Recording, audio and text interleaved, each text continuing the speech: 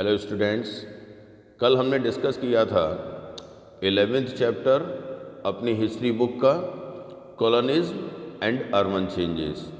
आज हमारा टॉपिक रहेगा डी अर्बनाइजेशन और urban decline in the 19th century. The consolidation of territorial power by the British in 18th century. धीरे धीरे Britishers ने एक फर्म ग्रिप एस्टेब्लिश करना स्टार्ट कर दिया था इंडिया के अलग अलग प्लेसेस पर। इसके बाद उन्होंने अपने एम्पायर को 18th सेंचुरी आने तक एक कंसोलिडेट फॉर्म में क्रिएट किया, brought about the period of stagnation. Students, 18th century का टाइम पीरियड एक इस प्रकार का टाइम पीरियड था जब ब्रिटिशर्स ने अपने एम्पायर को यहाँ स्थिर कर लिया था and decline of urban centres in India. Students, जो अर्बन प्लेसेस थे हमारे इंडिया के, जहाँ से एक लार्ज अमाउंट में ट्रेड इंडिया से किया जाता था, उन प्लेसेस का, उन ओल्ड प्लेसेस का डिक्लाइनेशन इंडिया में स्टार्ट हो गया, क्योंकि ब्रिटिशर्स ने न्यू प्लेसेस को एस्टेब्लिश किया, न्यू प्लेसेस का ग्रोथ किया, न्यू प्लेसेस को डेवलप्ड किया, which lasted for over a century. The 19th century urban scenario stand out in contrast to Mughal period of urban growth। हम 19th century में देख सकते हैं कि एक लार्ज अमाउंट के अंदर एक इस प्रकार की कंडीशन क्रिएट हुई कि यहाँ प्रकाश डाल सकते हैं मुग़ल टाइम पीरियड के ग्रोथ पर। मुग़लों ने किस प्रकार से अर्बन ग्रोथ किया। The main reason for the decline of cities during this period, main reason इस टाइम पीरियड में किस प्रकार से ओल्ड सिटीज़ जो मुग़लों के द्वारा क्रिएट की गई थी पहले, उनका डिक्लाइनेशन किस प्रकार से रहा ब्रिटिशर्स टाइम पीरियड में। सबसे पहला पॉइंट है the lack of interest on the part of British in the prosperity and economic development of India. Student, Britishers हमारे इंडिया के अंदर अपने मेनली ट्रेडिंग इंटरेस्ट को कंप्लीट करना चाहते थे। वह हमारे इंडिया के अंदर किसी भी प्रकार की प्रॉस्पेरिटी और इकोनॉमिकल डेवलपमेंट करने के इच्छुक नहीं थे। उन्होंने जो हमारे ओल्ड प्लेसेस थे जहाँ से ट्रेडिंग पूरी की जाती थी, उन प्लेसेस का किसी भी प्रकार का इकोनॉमिकल ग्रोथ, किसी भी प्रकार का प्रॉस्पेरिटी ग्रोथ नहीं किया। प्रॉस्पेरिटी ग्रोथ का मतलब है कि वहाँ पर जो उन्नति पहले से चली आ रही थी उसको भी धीरे धीरे किसी न किसी तरीके से एक्सप्लोटेशन उन्होंने वहाँ का किया। And second main reason the ushering in industrial revolution in England. Student, जैसा कि हम सभी जानते हैं कि इंग्लैंड के अंदर industrial revolution mid 18th century में स्टार्ट हो चुका था। इंडस्ट्रियल रेवोल्यूशन के साथ साथ इंग्लैंड के अंदर नए नए प्लेसेस का ग्रोथ होना, नए नए प्लेसेस का डेवलपमेंट होना और अर्बनाइजेशन होना इंग्लैंड में पहले ही स्टार्ट हो चुका था। इंग्लैंड में अलग अलग प्लेसेस पर इंडस्ट्रीज़ को बनाया जा रहा था, रोड्स का कंस्ट्रक्शन हो रहा था, नई नई मशीनरी लगाई जा रही थी और बड़े बड़े इंडस्ट्रियल हाउसेस को हम देख सकते थे। ब्रिटिशर्स हमारे इंडिया से लार्ज अमाउंट में रॉ मटेरियल ले जाया करते थे और उसका फिनिश्ड प्रोडक्ट इंग्लैंड में कंप्लीट कराया जाता था और इंडिया जैसी कॉलोनीज़ में उस फिनिश्ड प्रोडक्ट को महंगे दामों पर बेच दिया जाता था, जिससे एक लार्ज अमाउंट में ब्रिटिशर्स को प्रॉफिट हुआ करता था। इस वजह से वे नहीं चाहते थे कि इंडिया जैसी कॉलोनीज़ में किसी भी प्रकार का इंडस्ट्रियल ग्रोथ हो। तो एक ये भी मेन कारण रहा जिसकी वजह से हमारे इंडिया में इंडस्ट्रियल ग्रोथ काफ़ी देर से शुरू हुआ। In the latter half of the 18th century, thus altering the very complexion of urbanization in England. इस वजह से एक कॉम्प्लेक्सियन अर्बनाइजेशन हम इंग्लैंड के अंदर देख सकते थे।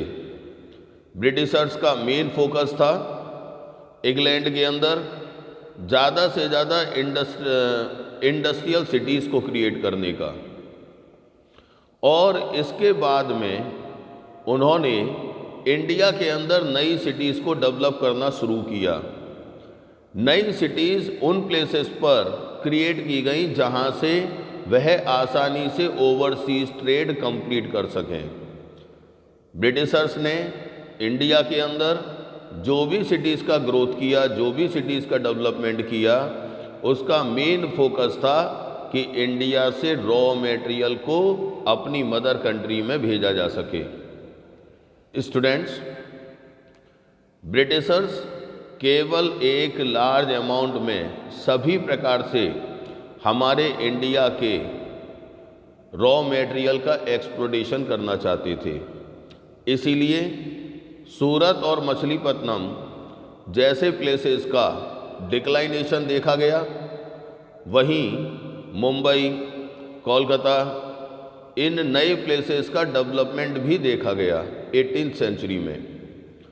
इसका डेवलपमेंट का मेन रीज़न ये था कि ब्रिटिशर्स नए प्लेसेस को क्रिएट करके, नए प्लेसेस का डेवलपमेंट करके वह अपना मोनोपोलियल कंडीशन क्रिएट करना चाहते थे ताकि ट्रेड पर उनकी मोनोपोली चल सके। Around 18th century, India had 16 cities with a population of 1 lakh। 18th century में लगभग 16 ऐसी सिटीज़ थी जहां पॉपुलेशन 1 लाख या 1 लाख से ज़्यादा देखी जाती थी हर शहर के अंदर। And about 1500 towns spread over all parts of the country. और हमारे इंडिया में लगभग 1500 टाउन्स पाए जाते थे पूरा देश के अंदर। The overall level of urbanisation in 1800 AD is estimated to be approximately 11%. Varanasi was the largest city in India. Students, 18th century में वाराणसी हमारे इंडिया का सबसे बड़ा सिटी हुआ करता था। इसके बाद में नंबर आया करता था कोलकाता का, सूरत, पटना, मद्रास, बॉम्बे और Delhi, having a population of only 1,50,000 each. इन सभी सिटीज़ के अंदर 1,50,000 के लगभग पॉपुलेशन पाई जाती थी। एमंग दी सिटीज़ ओनली 3, कोलकाता, मद्रास, बॉम्बे, वर एंटायरली न्यू सिटीज़। ये जो अभी जो सभी सिटीज़ बताई गई हमारे द्वारा, उनमें केवल 3 सिटीज़ ही ऐसी थी जो न्यूली बॉर्न थी, जिनका एस्टेब्लिशमेंट, जिनका डेवलपमेंट और जिनका इकोनॉमिकल ग्रोथ ब्रिटिशर्स के थ्रू हो रहा था।